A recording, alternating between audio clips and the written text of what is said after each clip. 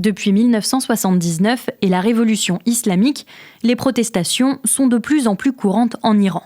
Au milieu des voitures, cette Iranienne a enlevé son voile blanc et le brandit au bout d'un bâton. Non au voile obligatoire. Nous voulons la liberté. La liberté de nous habiller comme nous voulons. Une colère estudiantine contre les milieux conservateurs. Ceux-ci multiplient les projets de loi visant, par exemple, à renforcer le contrôle sur la presse. Des tensions qui illustrent les profondes divergences qui existent avec le pouvoir, considéré comme modéré du président Khatami. Manifestations qui prennent un tour parfois violent. 21 personnes sont mortes dans des affrontements avec la police. On manifeste contre les difficultés économiques, contre le coût de la vie, contre aussi le pouvoir qu'incarne aujourd'hui le réformateur modéré Hassan Rouhani. Des banques et des stations-service calcinées. En Iran, de nombreuses villes portent les stigmates de la colère populaire. 6 jours après le début des troubles provoqués par une augmentation massive du prix de l'essence, 80% des Iraniens restent privés d'Internet. La plus récente, qui aura marqué l'opinion publique, date de 2022. À l'automne, les Iraniens se rendent régulièrement dans la rue pour s'opposer au régime des mollahs. Le point de départ, la mort de la jeune Mahsa Amini, décédée en détention après avoir été arrêtée par la police des mœurs pour avoir mal porté son voile. Les opposants au régime, qui scandent « Femme, vie, liberté », sont violemment réprimés durant ces quelques semaines. L'espoir de voir le pays changer s'effondre à nouveau. Alors les nouvelles manifestations, qui durent depuis la fin du mois de décembre, pourraient-elles inverser la tendance ? C'est ce qu'espèrent nombre d'Iraniens, et ce sont ces scénarios qu'on peut lire dans le nouveau numéro de l'Express, titré « Le peuple contre les islamistes ». Décrié depuis des décennies, le pouvoir théocratique a perdu toute crédibilité. Jamais le régime des mollahs menacé à l'intérieur et à l'extérieur du pays n'aura paru aussi proche de la fin. Aux motifs économiques, tels que les pénuries d'eau, d'aliments et les coupures électriques, se sont ajoutées des revendications politiques. La jeunesse très mobilisée ne voit aucun avenir dans l'Iran exsangue de Khamenei. À cela s'ajoute la situation extérieure du pays. La chute de son allié Bachar al-Assad en Syrie, le Hamas et le Hezbollah affaiblis, ou encore les frappes israéliennes du printemps dernier qui ont tué des cadres du régime et touché des installations nucléaires cruciales. Surtout, les Iraniens ont suivi de près la récente attaque des États-Unis au Venezuela. Une intervention américaine similaire pourrait-elle enfin provoquer la chute de l'ayatollah Khamenei ? D'autant que le président Trump n'a pas exclu d'agir si la répression devenait trop violente. Pendant ce temps, une personnalité tente d'unir la contestation. Au sein des cortèges iraniens, certains manifestants réclament le retour de Reza Pahlavi, le fils du dernier Shah d'Iran, seule option crédible selon eux, alors qu'il n'existe aucune opposition indépendante et structurée dans ce pays de plus de 90 millions d'habitants.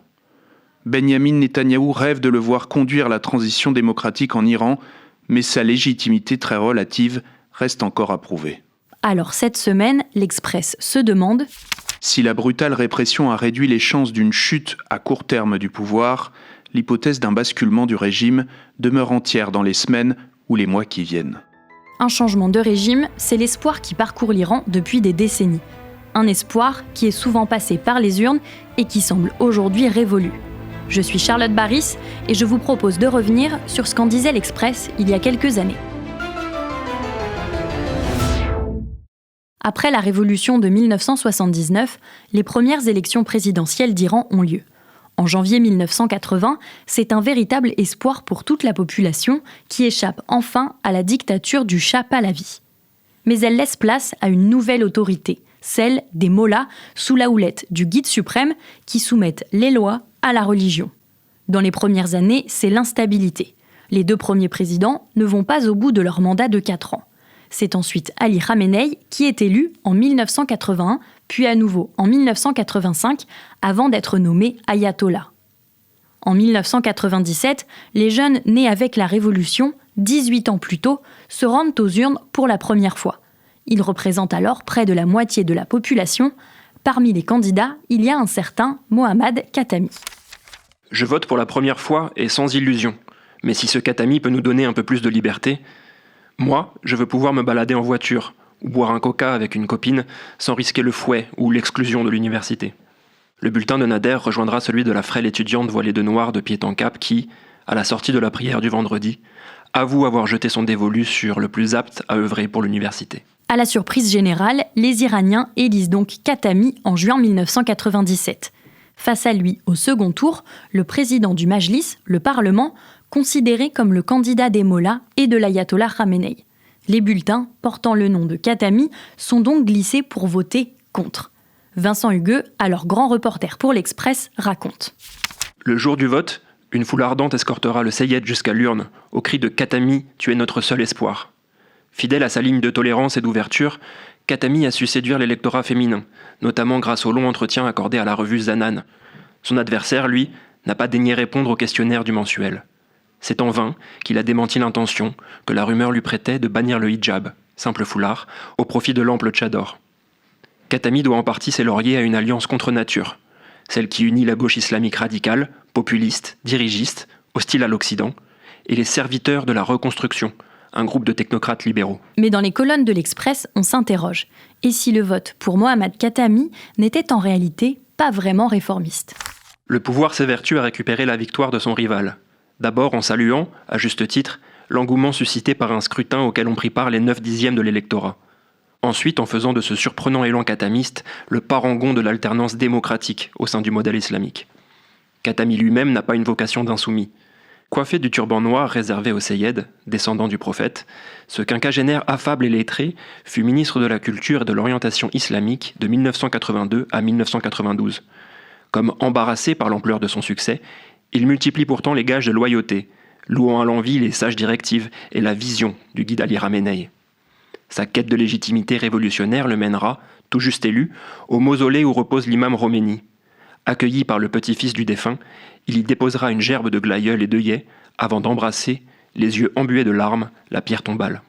En votant lors du scrutin présidentiel du 23 mai, la jeunesse iranienne aurait, fût-ce à son insu, fait acte d'allégeance au système. Khatami, le libéral, tente de se rapprocher des Occidentaux alors que l'Iran est isolé sur la scène diplomatique. Mais sur le plan intérieur, il ne parviendra pas à instaurer des lois en faveur de la tolérance et de la liberté d'expression qu'il prône, les religieux s'opposant régulièrement à ces réformes. Face à ces blocages, les Iraniens prennent la rue en juillet 1999. Tout a commencé jeudi soir avec une première manifestation sur le campus de Téhéran contre la fermeture d'un journal de gauche favorable au président Khatami. Une provocation organisée, semble-t-il, par des intégristes, met le feu aux poudres et provoque une intervention musclée des forces de l'ordre. Les manifestants, notamment les étudiants, feront face à l'une des répressions les plus violentes qu'a connu le pays.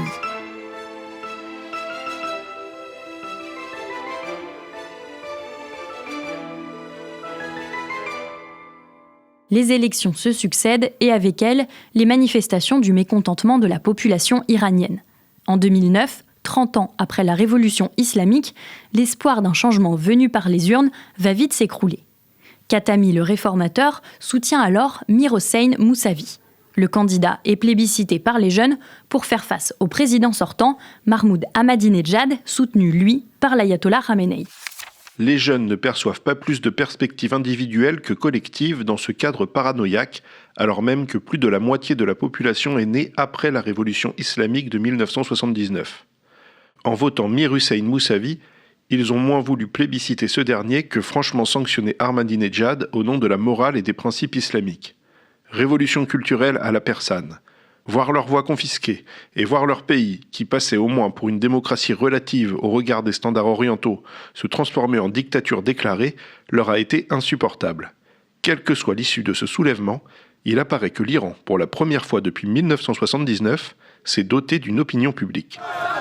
Mousavi, l'homme qui défie Mahmoud Ahmadinejad. Comme s'il avait déjà gagné, ses supporters osent même brûler le portrait du président sortant. C'est un crime en Iran. Si dans les pages de ce numéro de l'Express de juin 2009, on parle de confiscation des voix, c'est parce que des soupçons de fraude entourent le scrutin. Le président conservateur est reconduit dès le premier tour avec plus de 60% des votes, loin des récents sondages. Le soir du premier tour de la présidentielle, le ministère de l'Intérieur, avec une célérité inhabituelle, annonce des résultats accordant une victoire écrasante à Ahmadinejad. On ne saurait mieux discréditer le simulacre démocratique à l'iranienne aux yeux de millions d'électeurs qui, sans être dupes, avaient choisi de jouer le jeu.